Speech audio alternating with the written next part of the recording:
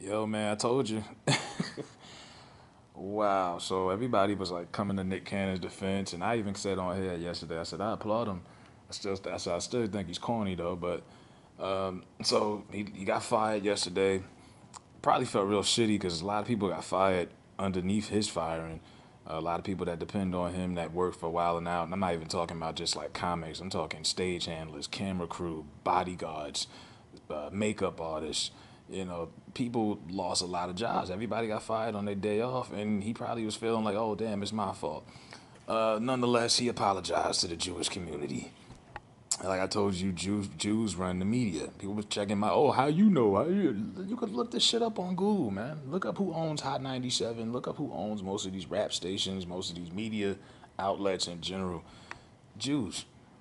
So he went and apologized, and he went, and I quote, first and foremost, I extend my deepest and most sincere apologies to the Jewish sisters and brothers for the hurtful and diverse words that came out of my mouth during my interview with Richard Griffin.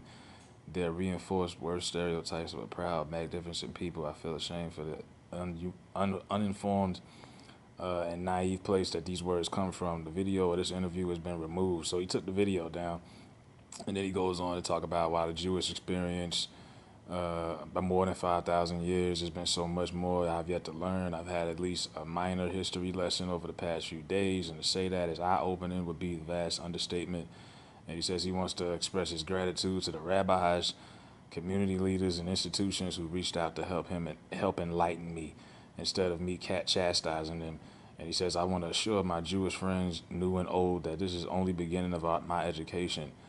He bowed down, man. He bowed down.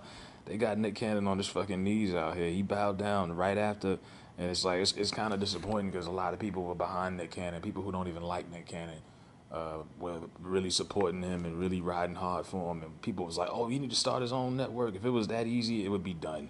And Oprah's known as the most popular black billionaire. She sold her network. Now when I say deception, they didn't change the programming of the network. It's still called OWN. It's still majority black television shows. Tyler Perry, half of his shows is on the network, but in reality, Oprah sold majority of it. Just like they told you, Ice Cube has his own basketball league, and I love Ice Cube, but that was another. He don't own that shit. He's the face of the brand because he's hip hop and basketball go together. He's the popular household name. He's a part owner. They told you Magic Johnson owns the Dodgers. He owns 50 million. I think the team's worth 400 billion. He owns a portion, but they sell it to you like, oh man, Magic owned the Dodgers. You know what I'm saying? It's deception. Like they told you Diddy owned Ciroc, though they made it look like it. Ciroc was around way before they started putting it in the hood. They decided they were going to put it towards the black market, put it in the hood. They said, we need to put somebody that's black, that's influential, slap them on a poster, and get black folks to buy into it. And we did. We were like, oh shit, Diddy got his own liquor. Niggas started drinking Ciroc. Am I lying? You know what I mean? This is. Uh, Oh my God! I mean, this they broke his back. I mean, he goes on and says, "I'm committed to deeper connections, more profound learning, and strengthening the bond between our two cultures." They broke Nick Cannon. They broke him. And I want to see what a lot of people who was riding hard, what they. I mean, me, I'm disappointed, but I'm not surprised. I'm really not. I mean, DC Young Fly was like, "Yeah, I'm with you, OG. Since my Wild 'N Out audition, you've been fucking with me. You were being silenced for speaking our history, yada yada yada." A lot of his Wild 'N Out uh, employees or homeboys was riding for him. I know Corey Holcomb probably was too. I wonder what Corey gonna say now that they done made him apologize. Dwayne Wade's clown ass showed support with his red hair. This nigga looks creepy. And then he went on and said, "We are with you, Nick Cannon." Put up the black power emoji. Keep leading! Exclamation point. That was at that was yesterday at 12 p.m. Then not even a whole couple hours later, he says, "I want to clarify my now deleted tweet." He deleted the tweet. Says, "I was not supporting or condoning what Nick Cannon said, but I expressed my support and owning the content and the brand he helped create." Half-ass apology, but at the same time trying to stand his ground. He don't want to cross the Jews. He don't want to cross that white man. And I was too quick to respond without being fully informed about his hurtful comments and remarks. As you know, I have zero tolerance for any hate speech. This is from Dwayne Wade.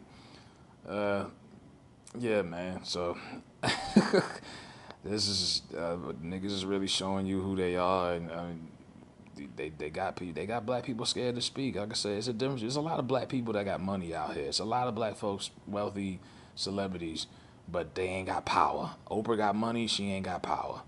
She got power enough to castrate Snoop when he goes after Gayle King, but I'm talking real power. So this is a lesson learned to a lot of folks. You know what I mean? This is a lot of these motherfuckers just got bread. They really ain't got the power to match it. And what's the point of having all of this money if you can't even feed them? You can't even have freedom of speech. You got all this money, but you still are a fucking slave mentally. It's like that book, $40 Million Slave. You got all that money and you still can't do shit. It's a shame, but that's the way the game go, man. So yeah, Nick Cannon apologized, and I'm not surprised. It is what it is, man.